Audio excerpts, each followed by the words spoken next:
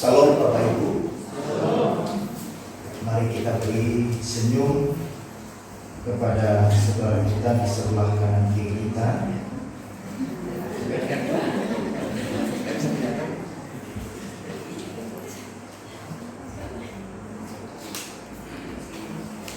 Ada seorang yang ahli kesehatan yang berkata bahwa senyum di pagi hari itu sangat baik untuk pencernaan.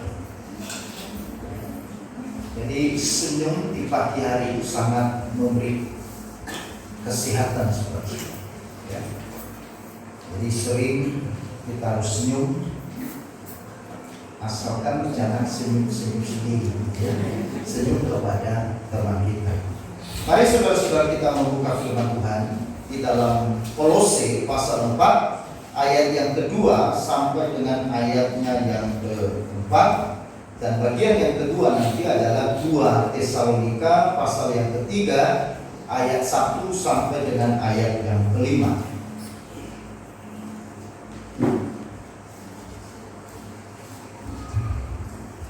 Kolose pasal 4 ayat 2 sampai dengan ayat yang keempat. Mari kita baca bersama-sama. 1, 2, 3. Bertekunlah dalam doa, dan dalam pada itu berjaga-jagalah sambil mengucap syukur. Berdoa jugalah untuk kami, supaya Allah membuka pintu untuk pemberitaan kami, sehingga kami dapat berbicara tentang rahasia Kristus yang karenanya aku dipenjarakan. Dengan demikian aku dapat menyatakannya sebagaimana seharusnya. Amin. Kemudian bagian yang kedua, 2 Tesalonika pasal yang ketiga ayat 1 sampai dengan ayat yang kelima. 2 Tesalonika pasal yang ketiga ayat 1 sampai ayat yang kelima. Kita baca bersama-sama, demikian firman Tuhan. Selanjutnya saudara-saudara, berdoalah untuk kami supaya firman Tuhan beroleh kemajuan dan dimuliakan, sama seperti yang telah terjadi di antara kamu, dan supaya kami terlepas dari para pengacau dan orang-orang jahat, sebab bukan semua orang beroleh iman. Tetapi Tuhan adalah setia. Ia akan menguatkan hatimu dan memelihara kamu terhadap yang jahat. Dan kami percaya dalam Tuhan bahwa apa yang kami pesankan kepadamu, kamu lakukan dan akan kamu lakukan. Sekiranya Tuhan tetap menunjukkan hatimu kepada kasih Allah dan kepada ketabahan Kristus. Amin. Berbahagialah kita saudara-saudara sekalian yang sudah membaca firman Tuhan ini, dan Tuhan Yesus berkata kita adalah orang yang lebih berbahagia yang percaya dan melakukan firman Tuhan. Saudara-saudara yang terkasih, di dalam firman Tuhan yang tadi kita telah baca, Rasul Paulus memberikan penjelasan tentang kedudukan doa dalam pemberitaan Injil. Paulus memberikan penjelasan sejauh mana doa memiliki peran dan andil dalam pemberitaan Injil. Saudara, sebelum kita melihat lebih jauh apa yang dikatakan oleh Rasul Paulus tentang peranan doa di dalam pekabaran Injil, sekarang kita coba lihat mengapa penting kita berdoa di dalam pemberitaan Injil.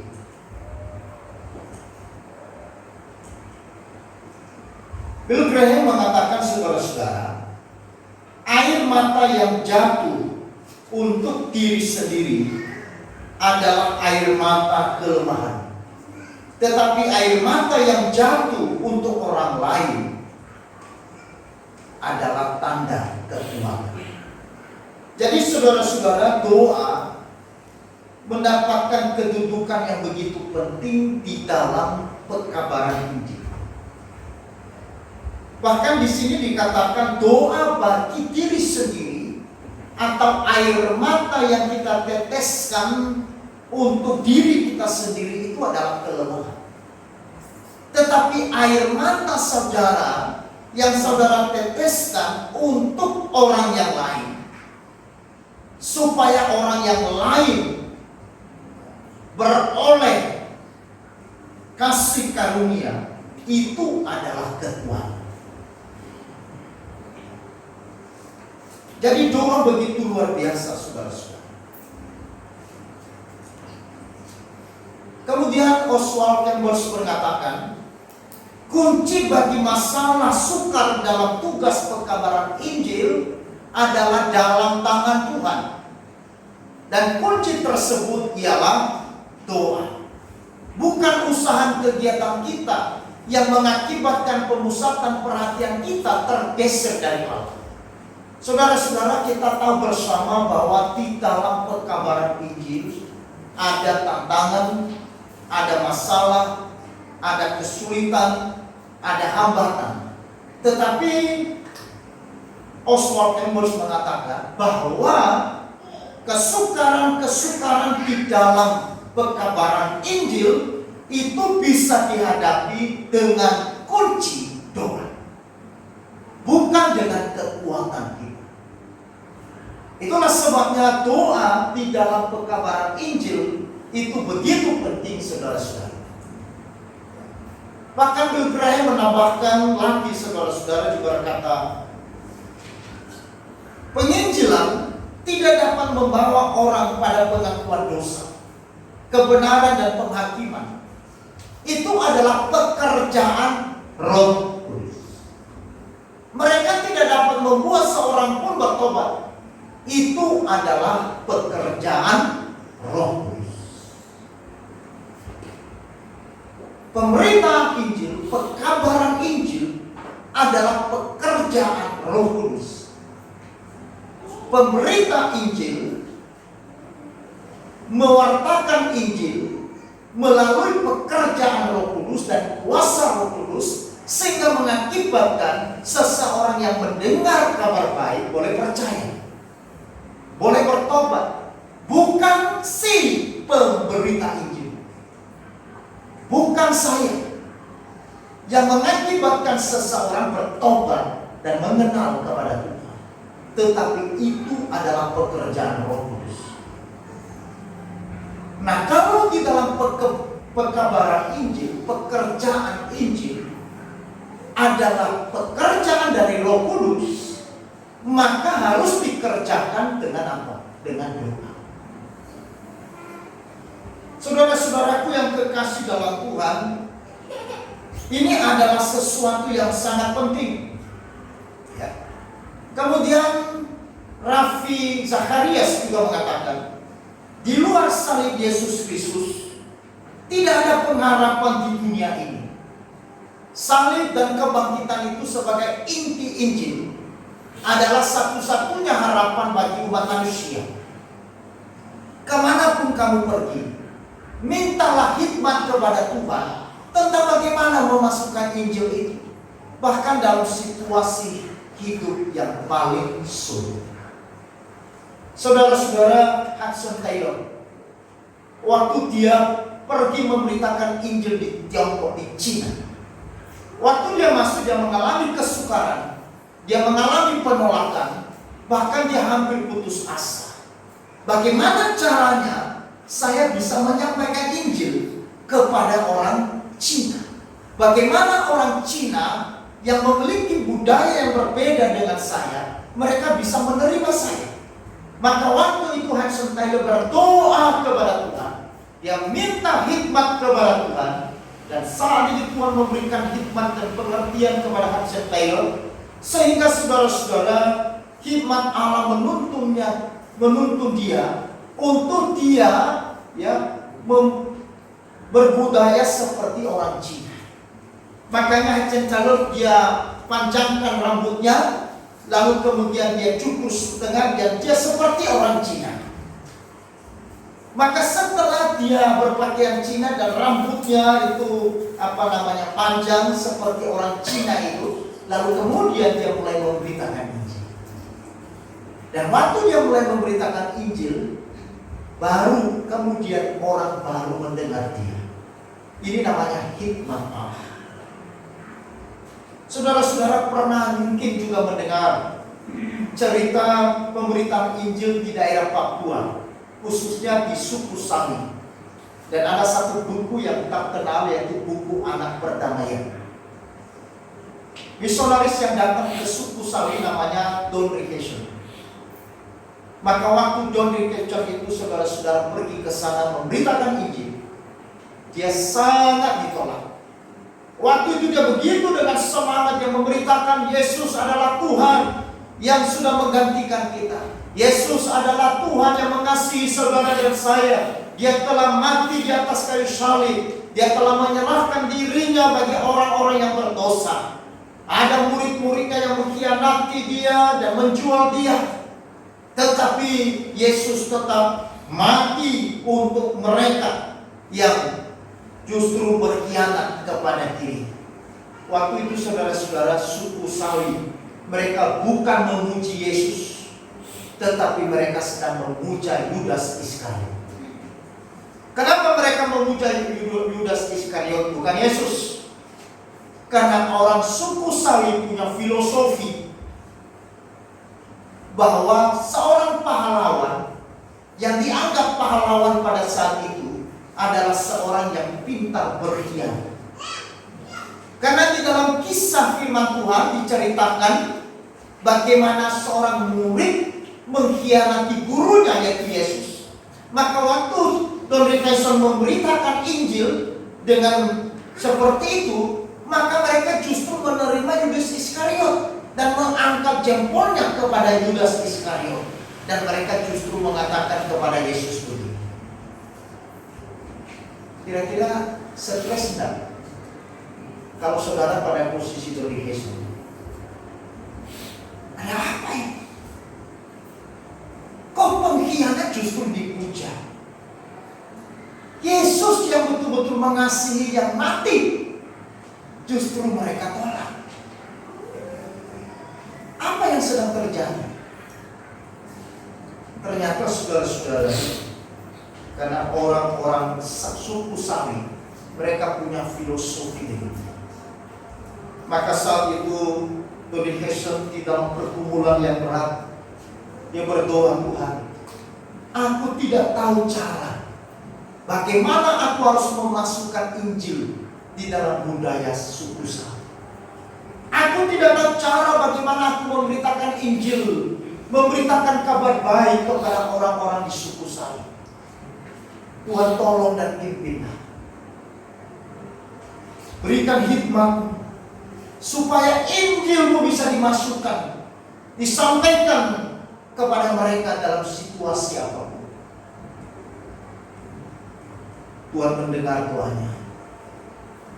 Ternyata saudara-saudara, waktu itu terjadi perang suku, yaitu antara suku Sami dengan suku Kayaga.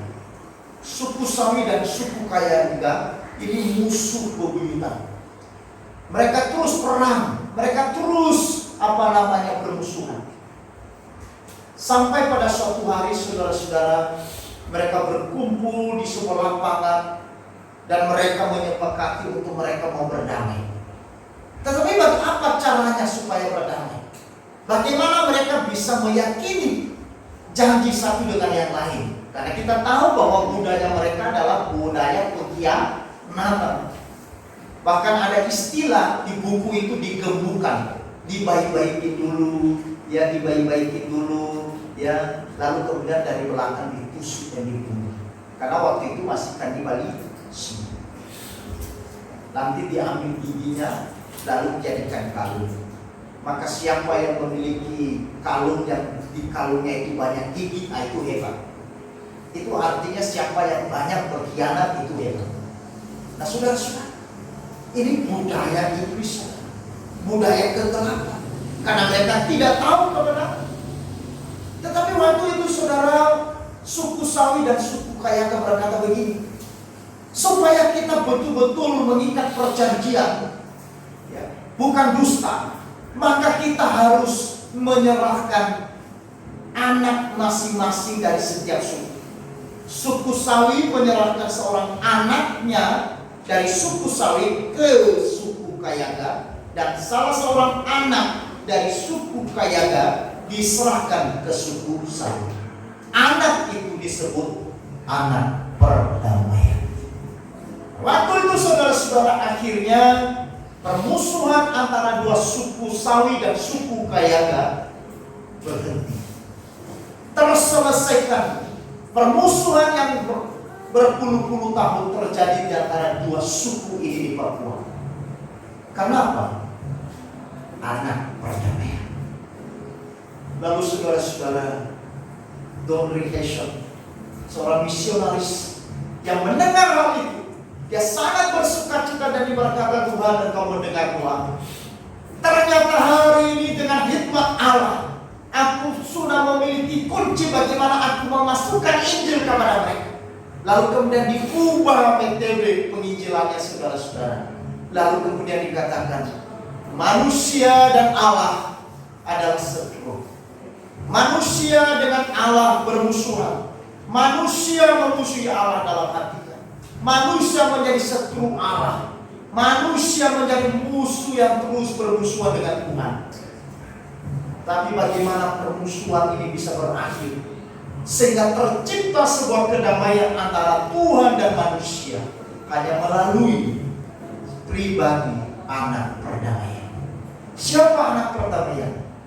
Yaitu Yesus Kristus, anak Allah, diserahkan untuk menjadi tebusan, menjadi perdamaian bagi manusia dan dunia. Waktu itu saudara-saudara, orang-orang suku Sawi mulai mengerti bahwa ternyata Yesus adalah anak perdamaian. Yesus anak perdamaian yang memperdamaikan manusia yang berdosa, yang adalah seteru dan musuh Allah. Sekarang diperdamaikan melalui satu pribadi yang diserahkan untuk menjadi korban, yaitu Yesus. Saudara-saudara yang dikasihi oleh Tuhan, itulah sebabnya di sini Rafi Zacharias mengatakan bahwa kita perlu meminta hikmat Tuhan. Saudara-saudara, itulah pentingnya kenapa kita harus berdoa di dalam pemberitaan Injil. Sekarang saudara-saudara, kita melihat apa peranan doa di dalam pekabaran Injil yang disampaikan oleh Paulus di dalam firman Tuhan yang tadi kita baca. Sekali lagi mari kita baca saudara-saudara di dalam firman Tuhan Kolose pasal yang keempat tadi, ayat yang kedua dan ayatnya yang sampai 4. Bertekunlah dalam doa dan dalam pada itu berjaga-jagalah sambil mengucap syukur. Berdoa jugalah untuk kami supaya Allah membuka pintu untuk pemberitaan kami, sehingga kami dapat berbicara tentang rahasia Kristus yang karenanya aku dipenjara. Peranan doa di dalam pekabaran Injil yang pertama saudara-saudara yang dikasihi oleh Tuhan adalah doa merupakan anak kunci yang membuka pintu-pintu penginjilan bagi para penginjil supaya dapat berbicara sebagaimana seharusnya. Paulus meminta supaya dia didoakan supaya pintu-pintu pekabaran Injil diberitakan oleh para pemberita Injil, dan supaya mereka berbicara sebagaimana seharusnya, supaya mereka membicarakan tentang Kristus, memberitakan Kristus satu-satunya, bukan manusia. Saudara-saudara, ini penting sekali. Doa adalah merupakan anak kunci yang bisa membuka pintu-pintu penginjilan. Itulah sebabnya gereja berdoa, orang percaya berdoa, supaya pintu-pintu penginjilan dibuka. Tanpa Tuhan membuka, saudara-saudara, tidak bisa. Karena itu bukan pekerjaan manusia, ini pekerjaan Roh Kudus. Banyak orang berkata tidak perlu berdoa.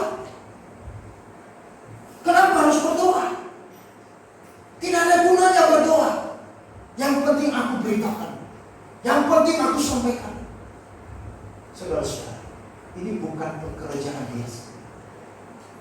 Ini bukan sedang menjual barang seperti seorang salesman. Modalnya pintar ngomong. Bukan. Kita bukan sedang menjual surga. Kita bukan sedang menjual keselamatan. Tetapi kita sedang menyaksikan keselamatan. Amin. Kita sedang menyaksikan kepada orang lain. Itulah sebabnya saudara-saudara kita perlu berdoa supaya Tuhan membuka pintu-pintu penginjilan. Kemana Tuhan pimpin kita? Paulus seorang rasul, dia berdoa dengan tekun dan dia memohon doa juga kepada para jemaat supaya pintu-pintu Injil dibuka. Karena iblis tidak senang saudara-saudara manusia mendengar Injil. Iblis tidak suka orang mendengar firman Allah. Iblis tidak senang ada orang yang mendengar kabar baik. Maka iblis berusaha supaya dia membutakan mata hati manusia, sehingga mereka tidak bisa melihat kebenaran. Ini yang kita berdoa, supaya dibukakan oleh Tuhan. Pintu-pintu penginjilan dibukakan bagi para penginjil, sehingga para penginjil, sehingga para pemerintah, sehingga saudara dan saya, kemanapun kita pergi dan kepada siapapun kita berbicara sebagaimana seharusnya kita berbicara. Saudara-saudara, ada satu cerita mungkin saudara sudah pernah dengar, tapi saya sampaikan lagi. Ada seorang Kristen yang baru bertobat. Lalu kemudian orang ini sangat bahagia karena dia sudah menerima keselamatan.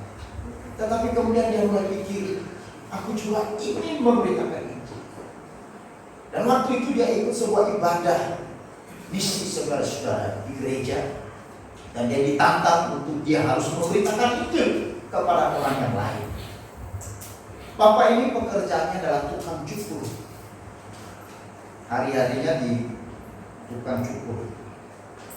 Lalu saudara-saudara, dia waktu dari rumah dia berdoa, Tuhan, aku mau memberitakan Injil hari ini kepada pelanggan yang mau datang untuk dicukur. Dia buka tempat cukurnya, dia tunggu. Muncul satu orang. Dia mulai cukur. Apa kabar?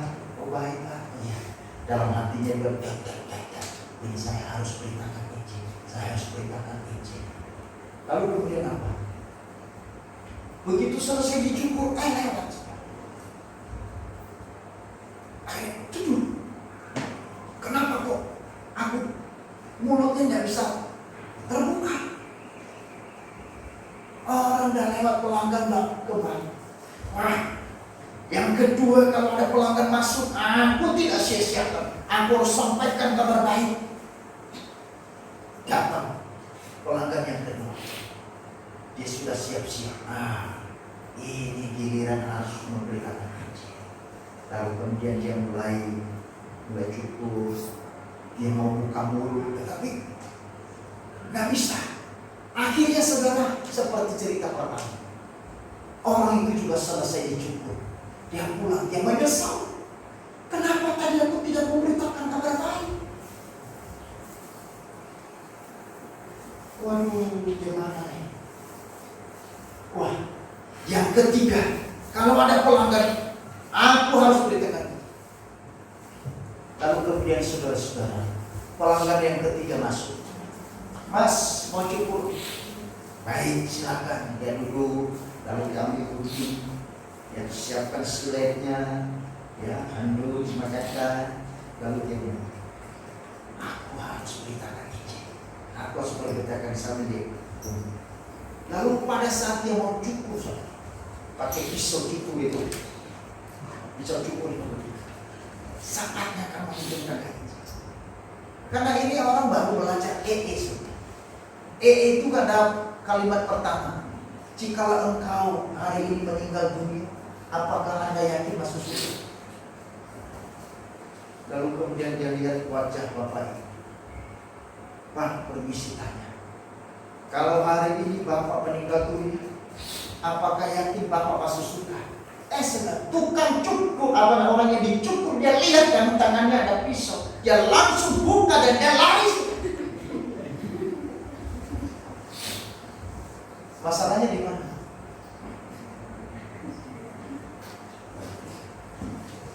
Waktunya yang tidak tepat. Bisa mengerti? Bukan salah memberitakan. Waktunya yang tidak tepat. Beritanya tidak salah. Apakah kalau hari Bapak hari ini meninggal dunia, yakinkah masuk surga? Tidak salah. Berita itu tidak salah, betul? Tidak ada yang salah. Tetapi waktunya yang salah. Karena saat itu Bapak itu sedang dicukur dan dia sedang pegang pisau cukur, dari belakang dia sudah lihat, Pak, hari ini mati, yakin masuk surga. Maka pentingnya sebuah iman, sehingga kita berdoa supaya Tuhan membuka pintu bagi kita untuk berbicara. Saudara-saudara, yang kedua, Paulus katakan di dalam 2 Tesalonika pasal 3 ayat 1 sampai dengan yang kelima tadi. Saya coba bacakan ulang kepada kita, saudara-saudara. Di dalam 2 Tesalonika pasal 3 ayat 1 sampai ayat yang kelima. Selanjutnya saudara-saudara, berdoalah untuk kami supaya firman Tuhan beroleh kemajuan dan dimuliakan, sama seperti yang telah terjadi di antara kamu, dan supaya kami terlepas dari para pengacau dan orang-orang jahat, sebab bukan semua orang beroleh iman, tetapi Tuhan adalah setia. Ia akan menguatkan hatimu dan memelihara kamu terhadap yang jahat. Dan kami percaya dalam nama Tuhan bahwa apa yang kami pesankan kepadamu, kamu lakukan dan akan kamu lakukan. Kiranya Tuhan tetap menunjukkan hatimu kepada kasih Allah dan kepada ketabahan Kristus. Saudara-saudara, peranan doa yang kedua adalah doa adalah palu gudang yang menghancurkan tembok-tembok penghambat, yang menghancurkan penghalang-penghalang bagi penginjilan. Maka doa memiliki peranan yang penting di dalam pekabaran Injil, saudara-saudara, karena melalui doa itu ibarat palu godam yang dapat menghancurkan tembok. Ingat saudara-saudara, waktu kita memberitakan Injil ada tembok-tembok penghambat, ada penghalang-penghalang dalam penginjilan. Maka itu sebabnya kekuatan doa penting. Gereja harus berdoa. Setiap orang percaya harus berdoa. Masing-masing kita harus berdoa. Saudara-saudara, mungkin saat ini engkau tidak bisa berbicara dengan fasih, dengan seluruh Injil, tetapi engkau punya daya untuk berdoa bagi para pekerja-pekerja Injil. Mungkin engkau tidak punya materi untuk mendukung pekerjaan misi, tetapi engkau berdoa, punya waktu berdoa, supaya Tuhan memberi kekuatan kepada para penginjil, kepada para pemerintah, supaya tembok-tembok penghambat dalam penginjilan, penghalang-penghalang dalam penginjilan itu dirubuhkan oleh Tuhan. Paulus menyadari bahwa di dalam pekerjaan pekabaran Injil ini bukan sesuatu yang biasa, bukan perkara yang mudah, bukan pekerjaan yang santai, tidak mudah. Karena ada penolakan, ada tembok, ada penghalang, bahkan ada pengacau, saudara. Saudara-saudara yang dikasihi oleh Tuhan, waktu kita mulai Injil di Sedang Malam, sebelum saya, saudara, ada seorang hamba Tuhan dari Medan. bekerja sama dengan Pak Bill yang memberikan kita LCD di sebelah. Dia misionaris dari Amerika. Pak Bill ini tidak tahu bahasa Indonesia. Lalu kemudian saya kenal dia lewat urusan. Lalu waktu itu saudara-saudara, di sana itu di daerah yang cuci mobil itu, yang saya namakan itu sawah semua, sedang alami semua sawah. Nah, di situ ada tempat kumuh di tengah-tengah sawah. Yang ada di sana itu dari Jawa dan dari Lombok. Mereka pekerja-pekerja yang sederhana sudah. Mereka tinggal di bedeng-bedeng. Tiap Senin mereka bagi-bagi sembako. Tidak salah, memperhatikan orang yang susah, melayani orang yang berkekurangan, itu Injil. Tetapi cara itu bisa salah. Apa yang dilakukan saudara? Karena itu mereka turun dari jalan, lalu mereka harus jalan di sawah-sawah. Itu artinya sandal atau sepatu mereka kan kena lumpur. Waktu mereka tiba di tempat itu, di kos-kosan mereka itu, tim ini saudara-saudara membawa sepatu di dalam kamar. Memang kamar mereka hanya 2x3 dari bambu. Tetapi saudara jangan pikir itu istananya dia, betul? Karena di situ dia tidur, di situ dia makan. Maka kawan-kawan ini saudara-saudara mereka masuk sembarang bagi-bagi sembako. Ya bagi sembako. Kamu orang miskin, orang susah. Melayani Injil, betul. Memperhatikan orang miskin itu Injil. Tetapi cara kita memperlakukan orangnya itu penting. Jauh lebih penting dari apa yang kita beri. Kalau kita memberikan sesuatu kepada orang lain karena kita menganggap dia miskin, bukan karena kita sedang mengasihi dia, maka pemberian kita tidak ada arti. Saudara, dan apa yang terjadi? Akhirnya seorang namanya Pak Kumis, setelah beberapa bulan marah, maka begitu Bapak ini, hamba Tuhan ini menuju ke kos-kosan sana, itu hanya lewat satu jalan di atas sawah itu. Dia sudah tahu masuk hamba Tuhan ini menuju ke sana. Pak Kumis sudah hadang dengan mobil motor Tegel. Sengaja. Dia tidak berhenti pas-pasan. Ini tidak bisa, harus ada yang mundur. Apa yang terjadi? Motornya jatuh, hamba Tuhan. Memang sengaja. Lalu kemudian 2003 saya datang sini, saya terdapat Pak Bill sampaikan kepada saya, lalu diterjemahkan oleh Usani kepada saya. Lalu kemudian saya coba analisa kenapa. Akhirnya kita mulai pakai cara yang berbeda. Pak Kumis itu preman sudah. Oh dia besar, mungkin segini. Semua kaki dia dari jauh. Tak kuasa. Oh gitu. Inilah yang punya prostitusi. Dari sana dia pindah ke sini. Dia kontrak di sini. Sampai di sini. Garasi mobil. Ini ruangan-ruangan pelacuran. Jadi tempat saudara ibadah ini ruangan-ruangan transaksi. Kamar-kamar sebelah itu yang di mes sebelah ini kamar-kamar cewek-cewek. Waktu kali pertama saya ketemu dia, saya sapa. Jangankan dilihat senyum aja. Sorry Pak. Waduh, ngeri banget. Saya datang kedua kali ketemu lagi. Saya pakai sapaan Jawa. Suka engine Pak. Enak nggak? Tidak enak saudara. Tidak enak.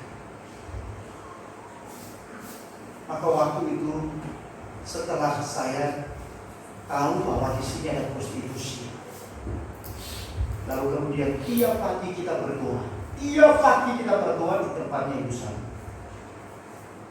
Dan 3 bulan puasa.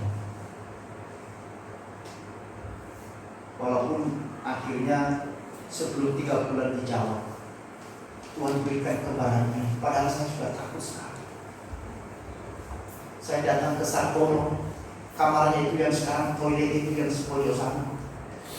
Saya datang ke situ saudara-saudara. Dulu ada di daerah parkiran ini kamar-kamar. Saya masuk, cewek-cewek, Mas, monggo. Saya lewat kamar yang sebelahnya Pak Justin itu, monggo buka pintu. Masuk ke sebelah Pak Emi, buka pintu. Semua cewek-cewek.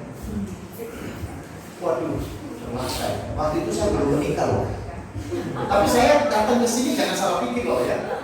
Saya bukan datang untuk cari cewek, saya cari Sartono. Masih ada di sekarang ini. Saya tanya Sartono, siapa bosnya? Itu dia. Lihat bosnya. Ini yang punya ini. Namanya Pak Kumis. Ya Pak Kumis, saya bilang, aku keluar gimana? Kan harus keluar lewat kamu sini.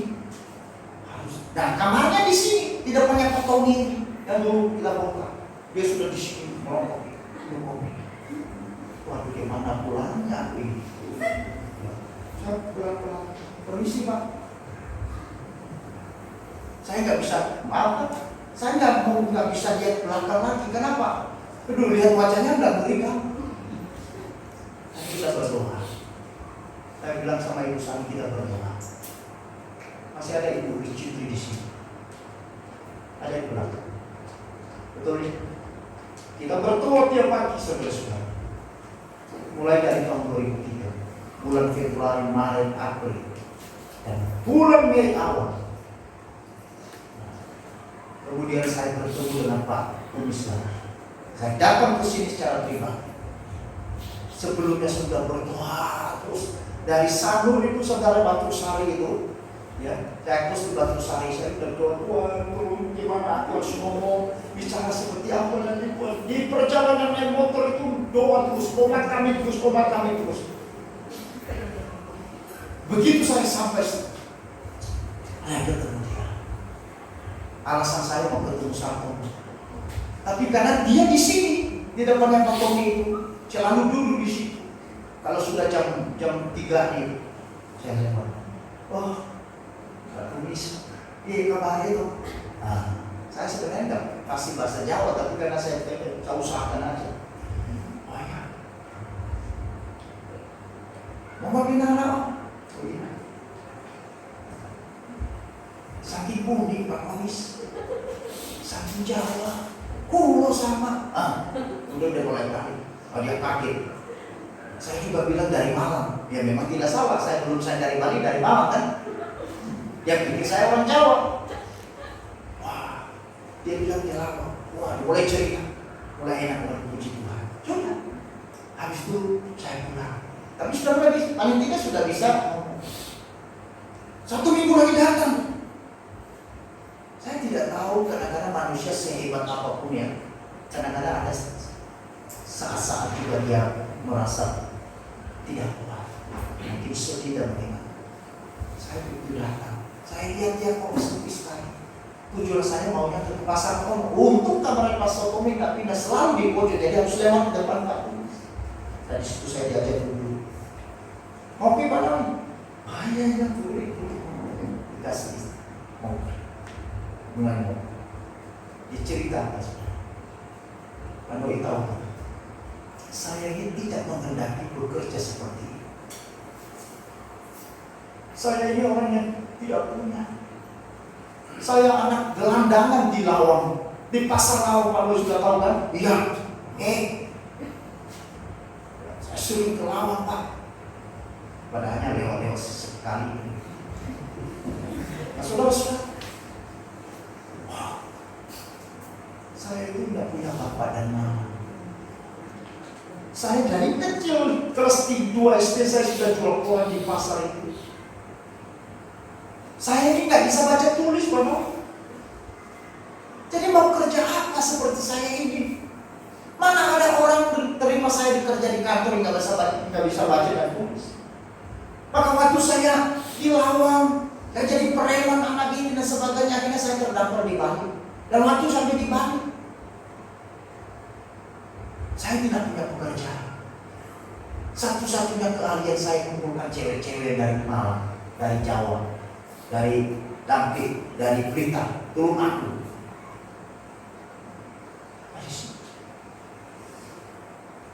Sebenarnya seperti itu.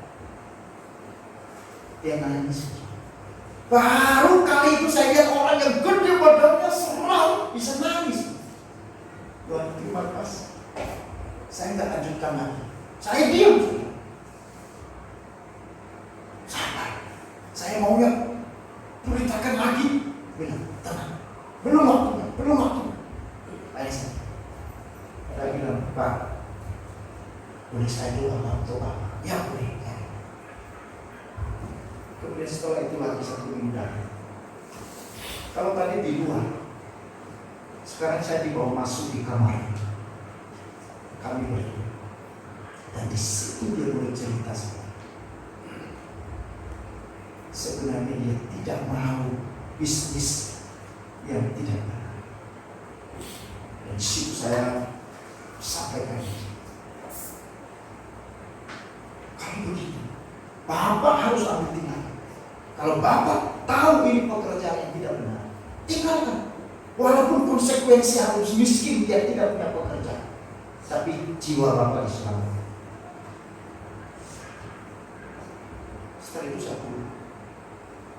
2 minggu setelah itu, saudara-saudara, yang terjadi oleh Tuhan dan Roh Kudus. Siapa yang pernah pikir? Siapa yang pernah duga? Dia datang temui saya di kos jam 7 malam di Batu Sari, di Jalan Tunggak ini, dengan Sartono. Kenapa datang ke sini? Lalu dia bilang, mau over kontrak. Over kontrak apa? Tempat. Loh, temanya saya mau bisnis itu lagi. Kok saya dicari? Saya bilang, maksudnya apa Pak? Bukan. Saya mau berhenti bisnis. Saya mau bertobat.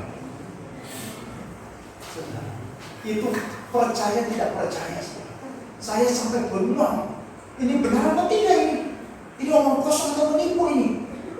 Ya kan bisa sih nanti transaksi. Tapi saya juga nggak mikir saudara mau apa over kontrak. Karena waktu itu saya tidak pernah pikir untuk dirikan gereja, saya datang untuk misi. Lalu akhirnya kemudian saya, karena rumahnya dekat Kusari, saya datang malam-malam ke Kusari. Ini Pak Kumis datang ke kos saya. Gimana? Udah Pak. Nah, tapi gimana uangnya? Singkat cerita saudara, akhirnya kita dibukakan oleh Tuhan. Berpikir begini, 3 bulan kan kita sudah berdoa supaya di sedang malam tidak ada prostitusi. Karena di sedang malam ini terjadi kekacauan dan termasuk pembunuhan yang pernah terjadi. Itu karena masalah prostitusi. Lalu dagang. Itu orang bisa beli kan? Ya, masih ada keluarganya di situ. Itu bunuh orang di jalan. Karena cemburu, karena ada cewek di sini. Tapi bukan di sini dibunuh, di jalan yang di sana. Kita berdoa 3 bulan. Sekarang Tuhan jawab. Kalau Tuhan sudah jawab, saya pikir uang tidak tidak penting. Tapi sekarang juga uang bagaimana? Dia minta kita waktu itu mungkin 40 juta over kontrak 3 hari. Akhirnya saya bilang, Pak Kumis, ini aja, kasih waktu 1 minggu.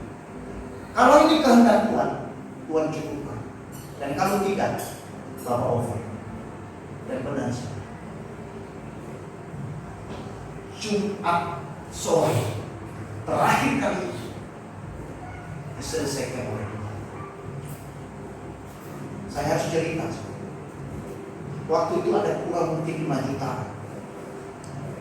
ada pohon kasih juga, ada yang lain. Ibu Kofa itu yang pernah saudara tahu, itu datang ke sini, ketemu saya dan dikasih kalungnya. Kalungnya itu diambil dari lehernya. Saya ingat betul. Disuruh saya jual. Langsung saya ambil motor pergi ke Jalan Sulawesi dan jual emas itu. Mereka bilang hanya tawar 4 juta. Ibu Kofa bilang enggak, itu kalung saya 6 juta. Tahun 2003. Sekarang mungkin berapa ya? Sekarang 1 gram 1 juta kan? Saya telepon Bu Kofa hanya ditawar 4 juta. Lu jangan, karena tidak ada surat. Akhirnya Bu Kofa, bawa balik, saya akan cari surat di rumah. Akhirnya ditemu surat. Oh, hari Sabtu transaksi. Itu apa?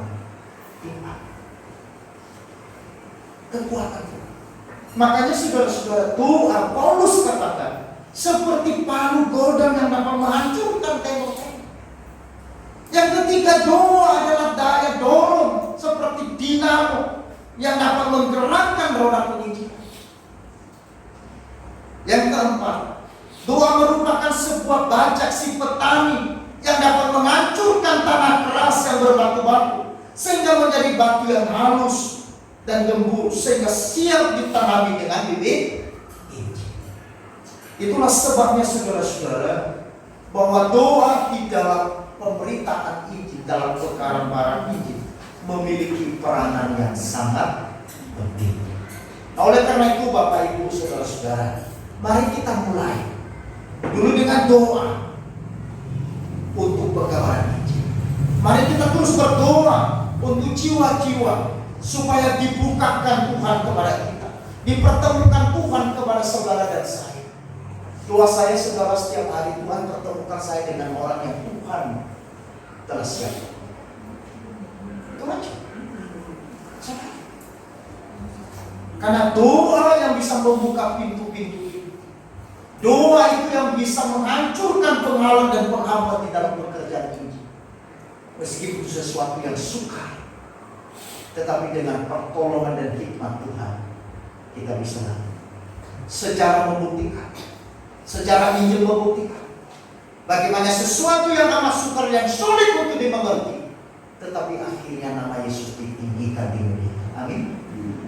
Mari kita terus berdoa supaya perkabaran ini terus dapat berjalan, sembari kita terus mengerjakannya. Tentu juga bukan hanya berdoa, tetapi kita kemudian mengambil bagian di dalam pemberitaan Injil menjadi sebuah gaya hidup. Ya.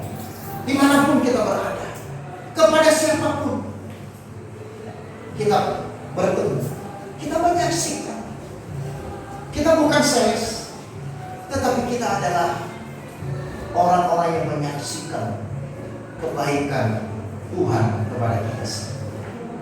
Amin.